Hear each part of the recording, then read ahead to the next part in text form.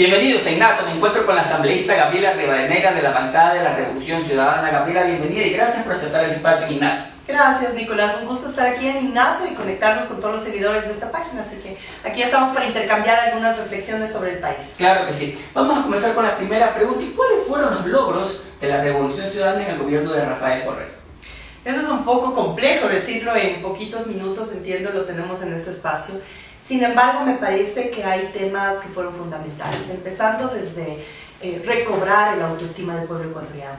Recordemos que la Revolución Ciudadana llega después de una década de absoluta inestabilidad y crisis política. Habíamos cambiado a 7 presidentes en 10 años, y sin contar el triunvirato.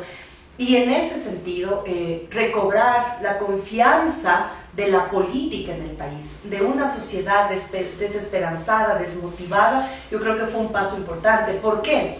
Porque cuando recobramos esa confianza, la sociedad empieza a actuar de manera diferente. Empezamos a aportar, empezamos a tener los tributos como una obligación ciudadana, porque con esos tributos vemos que se hacen carreteras, hidroeléctricas, hospitales, escuelas, etc. Y que no lo hacemos por retórica, lo hacemos porque la gente lo ve, lo siente. Y en ese sentido, yo creo que ese fue el iniciar o el despertar de un nuevo momento de la sociedad ecuatoriana en el país, que me parece que eso es lo que ahora también se está resquebrajando, es decir, es esa desesperanza. Yo había puesto hace unas 2 semanas un mensaje a propósito de todo lo que nos está pasando, un poco recordando eso, o sea, decir, todo lo que está pasando nuevamente vuelve la sensación al pueblo ecuatoriano de una desesperanza que ya la habíamos sobrepasado durante estos últimos años. Bueno, antes cambiábamos de presidente, como usted lo manifiesta, ahora estamos cambiando de vicepresidente. Pareciera dos en menos de un año. Bueno, vamos ya 3, seríamos por Gabriela Correa. En menos de un año, 2. Justamente, bueno, claro. En este tema, acá justamente hablando un poco de la salida de María Alejandra Vicuña, cuando ella fue asambleísta, en una rueda de prensa ella manifestaba que en el gobierno anterior caldeaba la corrupción. Ella fue asambleísta en ese gobierno, o ella no presentó temas de fiscalización. Usted como presidenta de la asamblea no le permitía esa fiscalización. Eso me parece interesante y gracias por mencionarlo. Yo incluso tuve que acudir a la fiscalía a presentar justamente todo un informe del trabajo de fiscalización que se hizo en el periodo que yo tuve la oportunidad de dirigir esta asamblea. Y en ese sentido demostré cómo fuimos el único... ¿A qué se refería ese caso que usted fue a presentar? Fue una denuncia presentada a raíz de la campaña de la consulta popular, en la que varios actores como Raúl Patiño, Fernando Bustamante, Miguel Carvajal y entre otros, incluyendo la ex vicepresidenta, mencionaban los temas de corrupción y la falta o la prohibición de fiscalizar. Y yo ahí hacía mención a que fuimos el único periodo en el que generamos o creamos desde la asamblea un sistema informático al público de todo el trabajo fiscalizador de los asambleístas que inician desde solicitudes de información, que sobrepasaron los 6.000 solicitudes de información, donde además el 60% de las solicitudes de información realizadas eran de la bancada en ese entonces mayoritario gobernista de Alianza País, y también había solicitudes de información de las otras bancadas. ¿A qué me refiero con esto?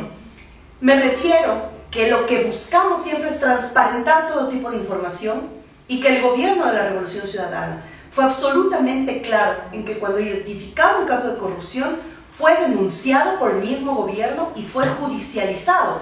Muchos de ellos, recordemos, se encuentran en prisión, y muchos otros en Perú, en Miami o en otros lugares donde han buscado refugio o asilo después de la persecución política que mencionan, que no es nada más que temas de fiscalía. ¿Cuál es la diferencia? Yo creo que qué es lo que pasa aquí cuando hay esta denuncia de la ex vicepresidenta, que ustedes es lo que mencionaban.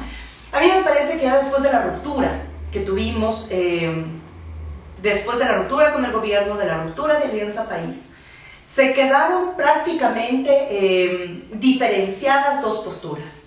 Una postura de la coherencia con un proyecto político que ganó en las urnas en las últimas elecciones presidenciales, y alguna gente que se acomodó a puestos del gobierno y se acomodó en el confort del poder, y que utilizaron este tipo de herramientas sin poder demostrarlo. En ese proceso de fiscalía, ni Raúl Patiño, ni Fernando Bustamante, ni Miguel Carvajal, que fueron asambleístas del mismo periodo de la ex vicepresidenta, periodo que yo presidí esta asamblea, no han podido demostrar, y es más, dicen que solo fue un criterio de campaña, que no hay que tomarlo muy a pecho, no, o sea, lo que yo digo no es a pecho, solo era por campaña. Entonces ahí es donde yo digo, ¿qué tipo de responsabilidad política estamos haciendo frente a las afirmaciones más allá de una cortina de humo para cubrir la ineptitud de un gobierno que no sabe responder ante las demandas de la mayoría? Claro, pero justamente es un poco sorprendente porque vemos que las mismas personas que participaron con ustedes, que estuvieron en la campaña, estuvieron en la tarima, aplaudían, se besaban, se abrazaban, y resulta que hubo este cambio. ¿Ustedes lo podríamos decir que fue algo por conveniencia? Lo que estoy diciendo, o sea, para decirlo en resumidas cuentas. Hay quienes se pusieron en el confort del poder y utilizan esto como cortina de humo para tapar ineficiencias, y hay otros que sí demostramos que hemos luchado la señora contra esos casos de corrupción para fiscalizar en su momento. También tenemos que revisar en el sistema, es público, así que podemos revisar a la página de la Asamblea y están los datos. No creo que sea relevante el rol en fiscalización, sin embargo los datos son públicos. Es porque ella justamente hablaba del tema de la fiscalización, de la corrupción y todo eso. Y solamente ahí por aclarar, aquí jamás, y eso lo digo tajantemente, se prohibió a nadie que haga una solicitud de información o que inicie un proceso de fiscalización. Tanto así que personas de la oposición lo pudieron hacer totalmente, pidiendo, y yo me encargaba de eso, porque además pasaban a través de la presidencia para garantizar el tema de la institucionalidad. Yo canalicé absolutamente todas las solicitudes presentadas por todos los asambleístas, independientemente de su filiación partidaria. Ok. Aclarados estos temas, posteriores que estamos con el gobierno de Lenín Moreno, saltan estos temas de sobreprecios en las obras, una serie de cosas que también atacan pues, al gobierno que ellos también participaron, o sea, que no es ninguna novedad ni nada. Usted siempre ha indicado que en lo que he visto en su programa también 3 en línea, que también menciona que aquí están atacando, hay una persecución política a todos los gobiernos progresistas, como ustedes los hacen llamar. Quisiera preguntarle, esto de que este ataque sería para Nicolás Maduro, para el gobierno en su momento de Rafael Correa, pero ¿por qué no ocurre esto con Michelle Bachelet o con Pepe Mujica, que también son de la misma línea? Perfecto, y gracias porque se equivoca. Pepe Mujica, yo tuve la oportunidad de estar en Uruguay hace un par de meses, y Pepe Mujica en el mismo Senado, porque actualmente es el senador de Uruguay, en el mismo Senado. Hicieron una comisión especial, senadores de oposición, para establecer una comisión de investigación sobre bienes del partido de Mujica que, por ejemplo, una radio comunitaria, la sede del partido, etcétera, que estaban prácticamente dirigidos por Pepe Mujica. Ahí había una clara muestra y Pepe Mujica lo denunció en su momento. Otra cosa es que los medios de comunicación, las corporaciones mediáticas me refiero, no lo visibilicen. Michelle Bachelet ahora está atravesando también procesos judiciales en Chile. Lo que pasa es que ahora ella tiene una alta representación en la Oficina de Derechos Humanos de las Naciones Unidas, pero ella también está atravesando por todo un proceso de judicialización, al igual que Cristina Fernández de Kirchner, al igual que Evo Morales, al igual que Lula da Silva, el primer preso político del continente. Pero no necesariamente estos casos tienen que ser dirigidos a las personas de izquierda, porque también se puede dar casos como el señor Kuczynski de Perú, que renunció, que es un señor de derecha. Estamos viendo el caso también de Fujimori, que no necesariamente es un ataque a la izquierda. ¿Usted lo consideraría igual? Lo que pasa es que no son casos similares. Lo que nosotros estamos viendo es en unos casos lo que son represalias, además en muchos de delitos de lesa humanidad. No olvidemos todos los delitos imputados al dictador Pinochet, como a Fujimori. Fujimori, para recordar nada más, uno de los casos que tuvo que enfrentar fue haber en su periodo de presidente, haber ligado a las mujeres sin su autorización y sin su conocimiento. Por ejemplo, este tipo de cosas van directamente a derechos humanos. Lo que estamos viendo actualmente en América Latina, en todo lo que se ha denominado lawfare, que es la judicialización de la política, es cómo no pueden proscribir a líderes progresistas a través de las urnas. Lo están haciendo a través de procesos judiciales. Nosotros decíamos tan claro como esto: si el día de mañana Rafael Correa viene a presentarse de alcalde, va a ganar la alcaldía. ¿Qué es lo que no puede hacer en este momento? No puede presentarse porque tiene ahora, bueno, ya menos mal Interpol lo puso con absoluta claridad que este es un tema que no merece la intervención del Interpol. Por lo tanto, se está reafirmando que tras este caso hay una actuación política. Esto que ha sido denunciado, que está pasando con Petro en Colombia, que está pasando en toda la región, es justamente una muestra de cómo no es aislado, tampoco es que sonamos a ciencia ficción en esto. Sí. Hay tentáculos muy claros de esto, de nuevamente someter a la región bajo una hegemonía, y es obvio, tenemos los recursos naturales más apetecidos en el mundo y por los que se recurrirán voy al lado de Venezuela. Claro, si yo voy del lado de Venezuela, que es el país que está causando mayor caos ahorita en Latinoamérica y en el mundo, porque es un tema que se comenta mucho. Tenemos muchos venezolanos acá. ¿Ya? Usted siempre ha salido de la defensa del gobierno de Nicolás Maduro. Ha dicho pues que es un gobierno progresista, democrático. ¿Por qué se mantiene eso cuando vemos la migración de los hermanos venezolanos acá? ¿Qué cree que es lo que está fallando en Venezuela? Primero, yo lo que defiendo son los procesos de democracia.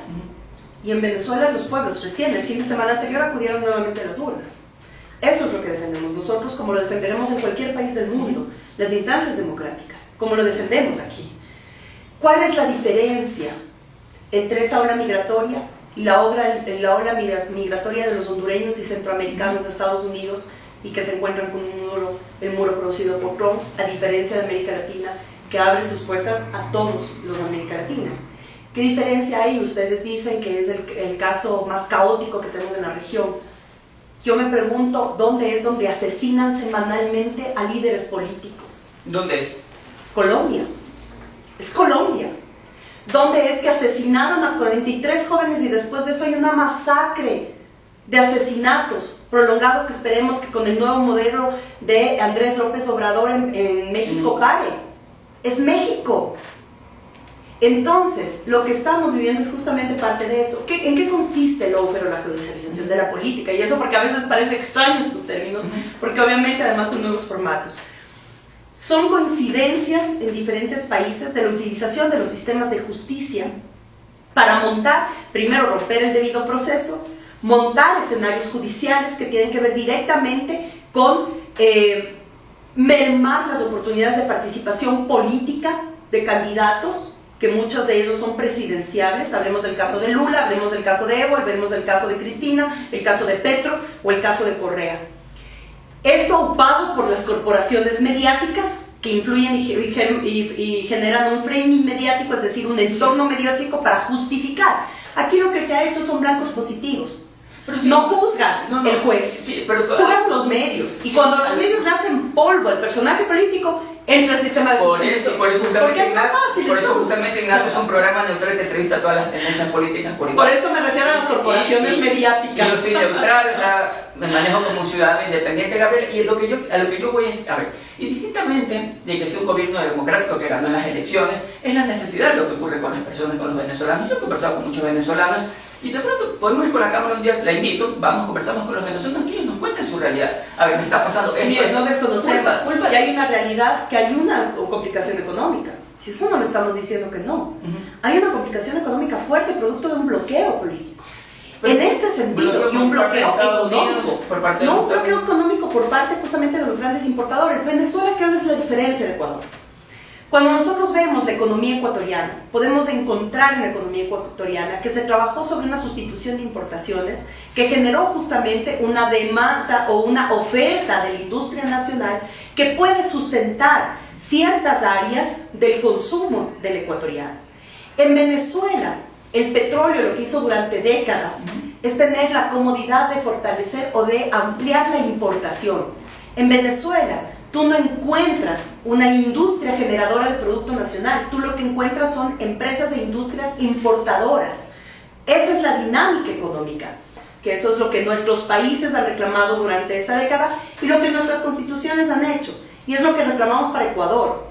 Ecuador y nuestra constitución dice con absoluta claridad que no se admite injerencia internacional en las decisiones políticas y soberanas de un país. Pero el tema de ver con las personas que necesitan no es atentar contra la soberanía de ningún país. No, usted está confundiendo las cosas. Usted lo que me está diciendo es qué pasa allá y qué pasa acá. Lo que le estoy diciendo es allá hay un problema real que ha causado una migración. Como en Honduras, la migración, o como Medio Oriente, la migración a Europa, o como los europeos, la migración. Es decir, los flujos migratorios. Y esto, por favor, es que si maximizamos, y esto es un llamado a todos los medios de comunicación, si maximizamos la problemática migratoria, lo que estamos haciendo son sociedades xenofóbicas. Y lo que hemos vivido en Totalmente Ecuador de acuerdo. no es nuevo ahora con la ola migratoria venezolana. Lo vivimos con la ola cubana. Entonces era la xenofobia contra los cubanos. Claro. Y decíamos no cubanos. Luego vino el problema haitiano. Y también Después de un también nos pasó a nosotros en el después de un periodo fenómeno bancario, climático terrible. Claro, esto nos pasó en el Pasó periodo con los bancario. haitianos, Nos pasó con los colombianos. Y con nosotros también. ¿Cuánto flujo migratorio colombiano ha recibido el Ecuador durante décadas? Por favor, no podemos maximizar porque estamos revictimizando. Eso seguirá pasando alrededor. Entonces, ¿a qué me refiero? Por eso yo también me Los refiero al tema flujos de migratorios, es que ese es el problema. En este caso, Estamos nosotros maximizando uno de los flujos migratorios cuando los flujos migratorios en el mundo en este momento están poniendo en una seria crisis mundial migratoria y de derechos humanos de movilidad. El fin de semana anterior, reunidos en Ginebra, acaban de aprobar una nueva declaración de respeto a la migración por toda la problemática que estamos teniendo a nivel mundial sobre la migración.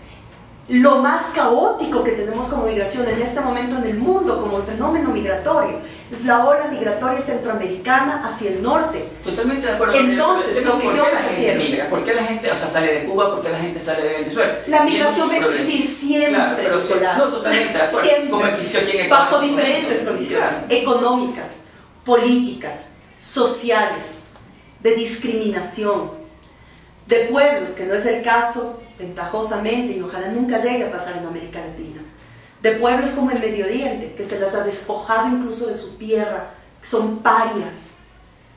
Ese es el real problema del mundo. Militarización excesiva de zonas populares. Es como si aquí en Quito, en el Comité del Pueblo, de la noche a la mañana nosotros apareciéramos militarizados. Y uno dice, ¿por qué militarizar? Ah, no, es que es zona peligrosa. ¿Y quién la dice que es zona peligrosa? Bueno, es que ahí están los pobres. ¿Y qué tiene que ver los pobres? No, es que ahí están los...